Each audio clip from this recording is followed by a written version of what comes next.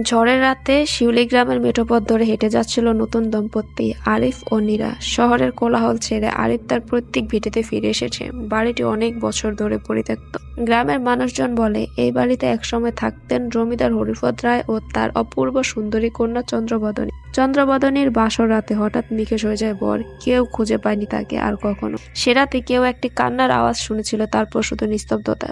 তারপর থেকে যে এই ঘরে বাসর করে সে আর ফিরে যায়নি। সব শুনেও আরিফ ও নীরা তেমন গুরুত্ব দেয়নি। তারা ঢুকে পড়লো সেই পুরনো বাড়ির ভেতরে, যেখানে ধুলো জমে আছে শতাব্দীর ইতিহাসের মতো। ঝাপসা আয়না, কালি ফড়া ছবির ফ্রেম আর ভাঙা মেঝেতে খোলা বাসর ঘর সাজানো হয়। রাত গড়ায়, চাঁদের আলো জানালার ফাঁক গলে এসে পড়ে নীরার মুখে। সে একা ঘরে বসে। হঠাৎ আয়নার দিকে তাকিয়ে দেখে সে একা নয়। তার পাশে বসে আছে এক সাদা শাড়ি পরা মেয়ে, মুখ ঢাকা, মাথা নিচু। ধীরে ধীরে মাথা তোলে সে। চোখ নেই, শুধু দুটো ফাঁপা গর্ত, কিন্তু ঠোঁটে এক অসহ্য মিষ্টি হাসি। তুমি আমার জায়গায় বসেছো, আমি চন্দ্রবদনী। আমার বর হারিয়ে গেছে আজ অনেক বছর। এবার আমি তোমার বরকে নিয়ে যাব। নীরার চিৎকার কেউ শুনলো না। বাতাস জমে গেল কাচের মতো। মোমবাতি নিভে গেল আপন মনে। দূরের কোথাও বাজ পড়লো। আর ঠিক সেই মুহূর্তে দরজার ওপারে আরিফের কণ্ঠ, নীরা দরজা খোলো। কিন্তু দরজা খুলে যায় না। আয়নার ভেতর দেখা যায় আরিফ দাঁড়িয়ে আছে চন্দ্রবদনীর পাশে। তার চোখে কোনো সত্তা নেই। সে ধীরে ধীরে বলল, আমি এখন ওর। আমাদের বাসর চিরতরে